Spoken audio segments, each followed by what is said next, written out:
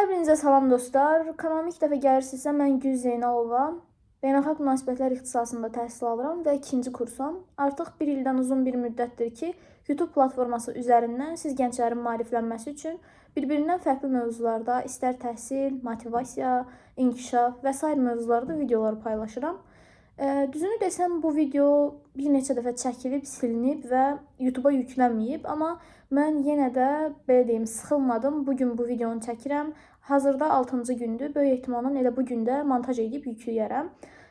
Və bir müddətdir ki, Nicat müəllimin axırıncı dəfə videosunu paylaşandan əvvəldən bəri videolar çəkmirəm. Yəni sizlərin, belə deyim, istəyinizə uyğun olaraq.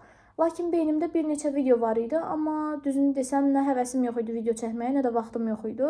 Həddindən artıq dərəcədə məşğulam, istər şəxsi həyatım olsun, istərsə də digər universitet həyatı və s. Ona görə də yəni videolar çəkməyə vaxtım olmurdu. Yəni sabah evdən çıxıram, axşam gəlirəm evə.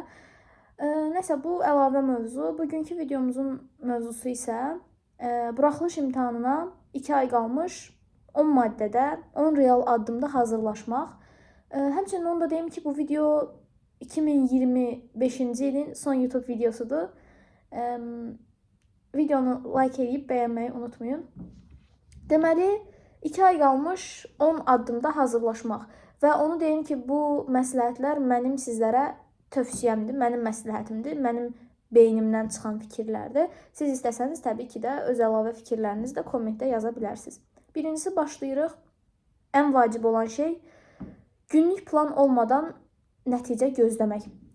Dostlar, siz əgər imtahana hazırlaşırsınızsa, imtahandan əlavə universitetə hazırlaşırsınızsa və sizin bir hədəfiniz varsa, sizin bir planınız olmalıdır. Mən demirəm ki, hər gün bir dəftər, bir qələm götür, orada yaz ki, bugün filan şeyi edim, bugün filan şey edim. Xeyr, elə olmamalıdır. Siz yazmasanız belə, sizin beyninizdə bir hədəf, bir planlama olmalıdır.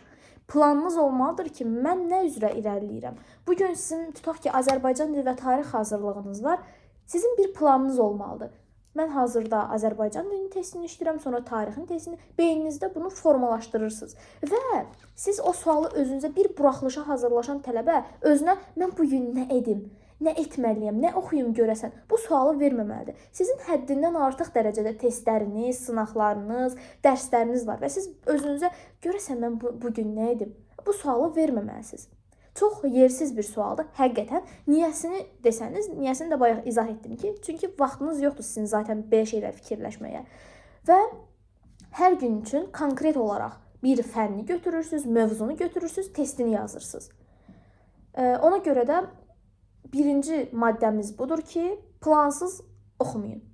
Planınız varsa, həqiqətən şansınız, uğurunuz da var. Və gözləməyin ki, kimsə sizə desin ki, məsələn bu videoya baxırsınız, gözləməyin ki, bir video gəlsin, gözləməyin ki, kənardan valideyn, dost, tanış müdaxiləsi, hətta müəllim müdaxiləsi olsun. Siz özünüz can atmalısınız. Çünki müəllim dərsini keçir, valideyn də ödənişini ödəyir ki, getsin universitetə daxil olsun, dostu bir köməyi, müəyyən bir köməyi edir sənə.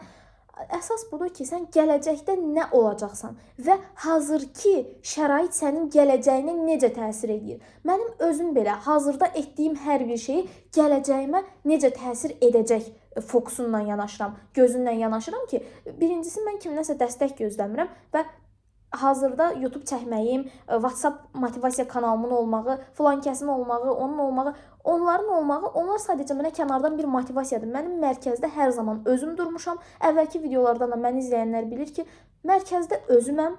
Kənardakılar mənim motivasiya mənbəyimdir və yaxud da ki, dəstəkçimdir. Mən bugün bu şeyi edirəmsə, bu mənim gələcəyimi düşündüyüm üçündür. Siz də gələcəyinizi düşünmədən irəliləməyin. Universitetə girdim, hazırlaşdım, girdim. Sonra 4 il oxudum. Sonra diplomumu aldım. Görürsünüz, beyninizdə bir hədəf yoxdur. Siz deməlisiniz ki, universitetə girdim, sonra sualını eşidəndə deməlisiniz ki, gələcəyimə fokuslanıram. Gələcəkdə filan işi görəcəyəm, filan kəs olacaq. Siz bunu deməlisiniz. Yəni, mənim tələbim budur. Abituriyentlərdən də, elə bu videoya baxan hər hansı bir şəxsdən də, elə özümdən də. Birinci planım buydu, günlük bir plan. Əslində, ikincini də dedim ki, hədəf qurmalısınız. Qarşınızda bir hədəfiniz olmalıdır. Sonra 2 ay qalıbdır, sizə ən zəif fəndən başlamağınızı tövsiyə edirəm. Baxın, Azərbaycan dili, riyaziyyat, ingilis dili. Bu 3 dənəsindən böyük ehtimalla biri və ya ikisi sizdə güclüdür. 3'ü güclü olanlar Nə yaxşı, adınıza sevindim. İkisi ən azından minimal dərəcədə biri güclüdür sizdə. O fən artıq sizin beyninizdə oturub, o fən haqqında bir məlumatınız var və ən azından o quyunun içərisindən o fən sizi çıxara bilər. Siz zəiflərə biraz da üstünlük verməlisiniz ki, biraz da zəiflərdən test işləyim. Məsələn, mən hər bir abituriyentə deyirəm, hər bir videoda paylaşıram ki, riyaziyyat 1-ci hissə test toplusunu işləyən tələbə səhvsiz şəkildə sualları öz beynində mütaliə eləyən, yəni o sualı başa düşən tələbə gedib buraxılış imtahanında 16-17 dənə düz sual yaza bilər. Bu arada əllərimi də belə-belə eləyirəm. Elə bilərsiniz dırnağımı göstərirəm, bəli. Dırnağımı göstərirəm. Hə, ən zəif fəndən başlayın. Yəni belə çalışın ki, bir şey burada tamdırsa, bu tamdırsa burada, bunu da biraz irəlilədin. Yəni riyaziyyat burada qalıb, o demək deyil ki, mən riyaziyyatdan zəif olduğumu bilsəm də, riyaziyyatdan az bal toplayacağımı bildiyim halda mən o fənni imtahana bir gün qalmışa qədər çalışdım. Yəni belə deyim, xətri hörməti üstümdə qalmasın deyə 4 illik, yəni əziyyətimi yerdə qoymuşdu da, baxmayaraq ki. Onun xətri hörməti qalmasın deyə mən imtahana bir gün qalmış 3 bucağın qayda şeylərini əzbərləyirdim ki, birdən gələr bu düşər, heç düşmədi də.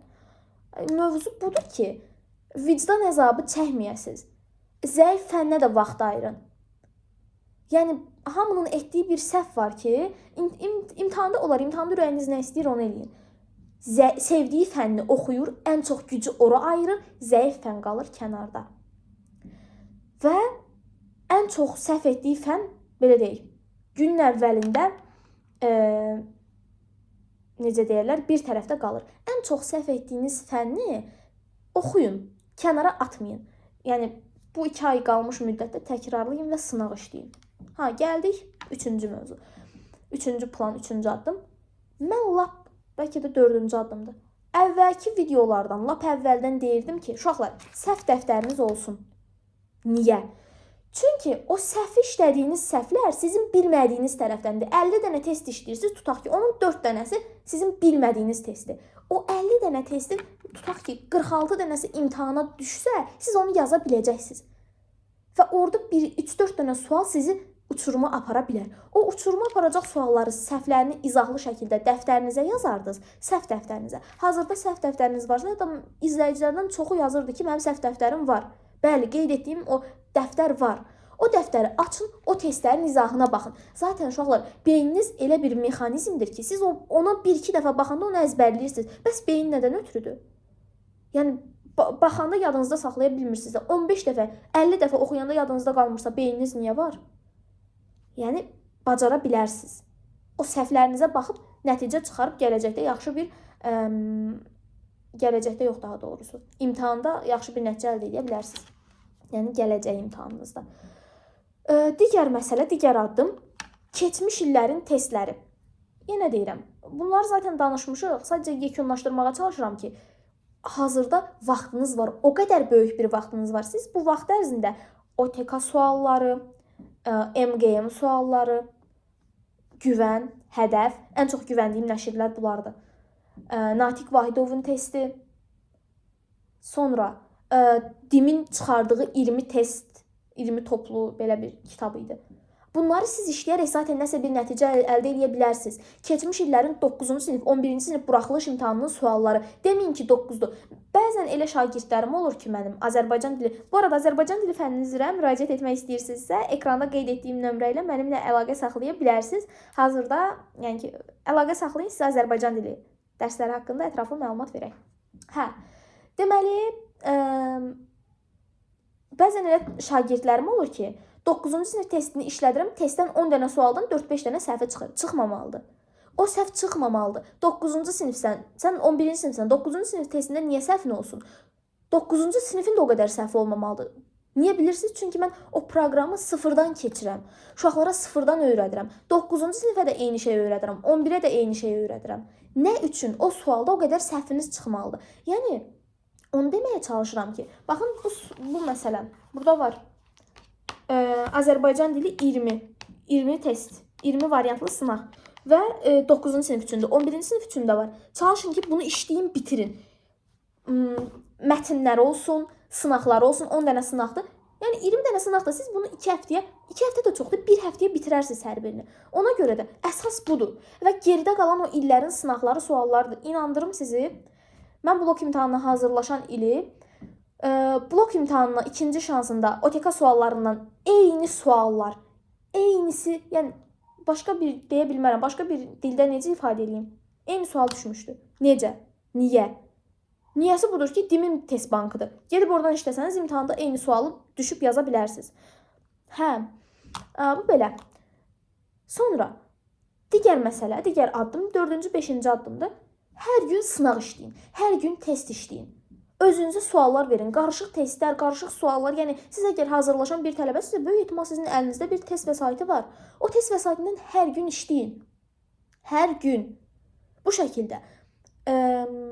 Bunları zaten qarışıq qeyd edirəm. Digər məsələ, ən vacib məsələ. YouTube-dan yararlanın. YouTube-dan mən sizin gözünüzü açmağa çalışıram. Ancaq YouTube-dakı müəllimlər birbaşa sizin, belə deyim də, gələcəyinizə təsir edir. O videolara baxaraq deyin ki, mən videodan heç bir şey öyrənmirəm və s. Xeyr, elə bir şey yoxdur. YouTube-da bir-birindən çox müəllimlər var. Bu arada Nicat müəllimdən videomuz var. Keçid edib baxa bilərsiniz. Bu videodan sonra əvvəlki videodur. Nicat müəllim orada çox sağ olsun, gözəl suallar vermişəm və o sualları, sizin suallarınızdır daha doğrusu, o sualları çox ətraflı bir şəkildə paylaşıb, izah eləyib ki, mənə necə olmalıdır? Nə üçün tələbələr bu balı toplayır? Niyə yüksək toplaya bilmir? Neçənci sinifdə hazırlaşmaq lazımdır? Baxa bilərsiniz hər birinə. Nicat müəllimdir, Natiq müəllimdir, Maya müəllimdir, Aytəm müəllimdir, ingilis dili müəllimi nəzərdə tuturam. Sonra başqa bir çox müəllimlər var. Özümün də izlədiyim Ayşən müəllimdir. Hər biri. Gülnar müəllimdir. Leibniz Akademiyadır. Bu müəllimlərin hər birini mən izləmişəm, amma buraxılışa hazırlaşan vaxtı, vlogdan sonra digər müəllimləri də izləmişəm. Validə müəllimin özüdür. Bu arada Validə müəllimdən də bizim videomuz var. Keçid edib ona da baxa bilərsiniz. Yəni bunu deməyə çalışıram. YouTube müəllimləri bizim üçün bir şansdır. Və o şansı dəyərləndirməlisiniz. Pulsuz bir şəkildə, baxmayaraq ki, artıq hər bir şey, az qala nəfəs almağımız belə maliyyədən ibarətdir, puldan ibarətdir. O müəllimlər təmənnasız bir şəkildə onları paylaşır. Çox ucuz miqdarda, cüzi miqdarda sınaq qrupları var. Daxil olub işləyə bilərsiniz. 10 manat, 12 manat, 5 manat. Bunlar böyük bir məbləğ deyil. Gələcəyinizə indidən yatıracağınız o məbləğ sərmayə gələcəyiniz üçündür. Gələcəyinizə xoş bir təsir eləyir. Sınaq qruplarıma, dərs qruplarıma yenə deyirəm, yararlana bilərsiniz. Qiymətləri minimala endirmişəm sizlər üçün. Nömrə ilə əlaqə saxlaya bilərsiniz. Şərhlərə də nömrəni qeyd edirəm. Buyurub yararlana bilərsiniz. Yəni mənim lazımınca tələbəm var zaten. Sadəcə olaraq yenə də yararlanmaq istəyənləri dərsə dəvət edirəm. Buyursunlar. Çox cüzi bir miqdarda həqiqətən siz də qrammatikanı 2 ayda sıfırdan öyrənə bilərsiniz. Bu şəkildə. Digər addım. Telefon. Hər zaman demişəm, yenə deyirəm, hər kəsdə tövsiyə edirəm. Telefonu söndürməyin. Telefonu atmayın kənara. Telefon lazımdır. Telefonla oynamaq da olar, telefonla video ilə baxmaq olar, video çəkmək də olar, fərqi yoxdur. Telefonunuz olsun. Amma telefonu olmaq o demək deyil ki, sən telefonla yatıb durmalısan 2 ay qalmış. Bəzi tələbələr var ki, deyir mən telefonla da oynayırdım, heç test işləmirdim, getdim 650 bal yığdım. Baxın, bunu qınamaq lazım deyil. O tələbə 11-ci sinifə qədər oxuyub zaten. Beynində o var. O beynində var. Bir tələbəm, Əsnad, özü də videoya baxırsa, mənə dedi ki, siz 9-cu... Daha doğrusu, mən bunlara sual verdim. Mənə dedi ki, bəs siz 9-cu sinifdə oxumusunuz qaydanı oxumağa. Yəni, qaydanı nə vaxtdan oxumağa başlamışsınız daha doğrusu? Sualın düz versiyası belədir. Mən də dedim, 9-cu sinifdə oxudum, sonra oxumadım. O dedi, mənə sual verdi, necə yəni 9-cu sinifdə? Uşaqlar, eyni məntiqdir. Mən Azərbaycan dili qaydasını 9-cu sinifdə oxudum, tamamilə bitirdim, əzbərlədim, öyrəndim. Digər günlər, digər illərdə mən artıq çox da vaxt ayırmırdım.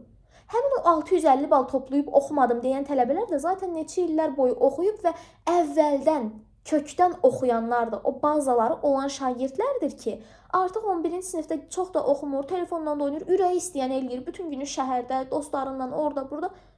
Yəni, nəticəsi yaxşıdır. Səbəbi nədir? Çünki bu insanın beynində var, bilir. Yoxsa bunun başqa bir yolu yoxdur. Qeyri-adi bir şey deyil. Sonra, gəldik elə axırıncı hissələrə. Videomuzda zaten 14 dəqiqədə danışıram. 14 dəqiqə olub. Yuxu, yemək rejimi. Həyatımda etdiyim səhvlər sıralamasında hələ də davam edən şeylərdən biri yuxu və yemək rejimidir. Mən özümü öyrədə bilmirəm ki, yuxu lazımdır, yemək də lazımdır. Amma bunu özümə öyrədə bilmirəm. Mənim mamam özü də YouTube videolarıma baxır, şərhləri bəyənir, şərh yazır. Özü də qeyd edə bilər. Mən yemək yeyə bilmirəm. Xoşum gəlmir. Acam, amma yemək yeyə bilmirəm. İnanıram ki, belə olan tələbələr var və bu o qədər təsir eləyir. Beyninizi balacalaşdırır, heç bir şey yadınızda saxlaya bilmirsiniz, yaddaş çökür, ac qalmaq yuxusuzluğa da gətirib çıxarır, ya da yuxusuzluq ac qalmağa gətirib çıxarır. Yemək yeməyəndə də axırda vəziyyət yaxşı olmur. Ona görə də yemək yemək lazımdır. Həqiqətən, mən bilmirəm neçə kilo, 50 kilo olaram yəqin. Yəni, çəkim mənim yaşıma görə azdır fikrimcə. Bunun səbəbi nə? Bəlkə də normaldır, amma məncə bəlkə də azdır. Səbəbi nədir? Çox yemək yeyə bilmirəm. Yeyirəm, amma bir dəfə yedim, sonra yeyə bilmirəm. Gün ərzində bəs eləyir yediyim. İnanıram ki, sizdə də belədir. Belə olan insanlar çoxdur. Varsa qeyd eləyin YouTube-a, yoruma. Yuxusuzluq da ki, en qədər. Bir abituriyent niyə saat 4-ə 5-ə qədər dərs oxusun?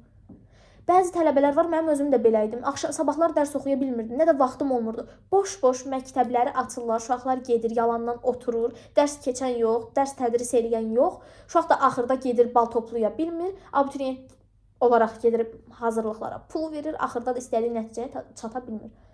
Çalışın ki, əgər getmək mümkün deyilsə, yəni şərait varsa getməyin dərslərə.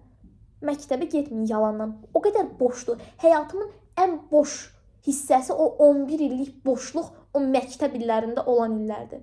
Yəni bir insan buna görə nə qədər stres çəkir. YouTube videosu çəkəndə belə danışanda yadıma düşəndə əsəbləşirəm. Dəli oluram ki, yəni 11 ilimiz boş-boşuna getdi. İmtahana 2-3 gün qalıb bunlar deyir gəlin dərsə. Belə şey olar. Yəni çox lazımsız bir şeydir. Əgər gedə bilməmə imkanınız varsa getməyin.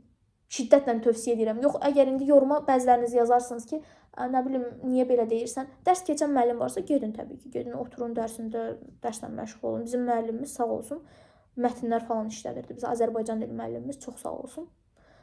Geridə qalan hər biri boş idi. İnşallah video qarşılarına çıxar. Nəysə. Yekun olaraq bu qədər. Mən indi sizə özüm də bir tələbə kimi, ikinci kurs tələbəsi kimi bir məsləhət vermək istəyirəm. Bir bacı kimi, bir YouTuber kimi, YouTube çəkən bir şəxs olaraq. Uşaqlar, həyatınızda nə olur olsun, sizin sağlığınızdan önəmli deyil. Çünki yəni bir şey ki sonda sizin, yəni nəticəniz o qədər də böyük deyil də. Axırda hamı indi belə YouTube məni əngəlləyə bilər dediyimə görə, amma demək istəmirəm. Yəni hər kəsin axırı birdir.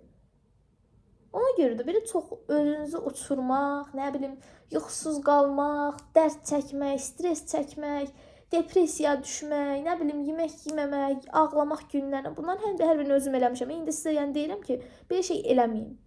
Çox lazımsızdır. Başa düşürəm, hər kəsin bir xəyalı var, hədəfi var, amma olmayanda olmur. Deməli, davam eləyirik. Yəni, beyninizə çox da elə yormağa dəyməz. Qarşıda sizin həyatınız, böyük bir gələcəyiniz, bir yolunuz var və bu yola işıq saçmaq zaten sizin əlinizdədir. O işığı ya indi saçdın, ya bir ay sonra saçdın, ya bir il sonra saçdın. Amma yenə də hədəflərinizdən uzaqlaşmamalısınız.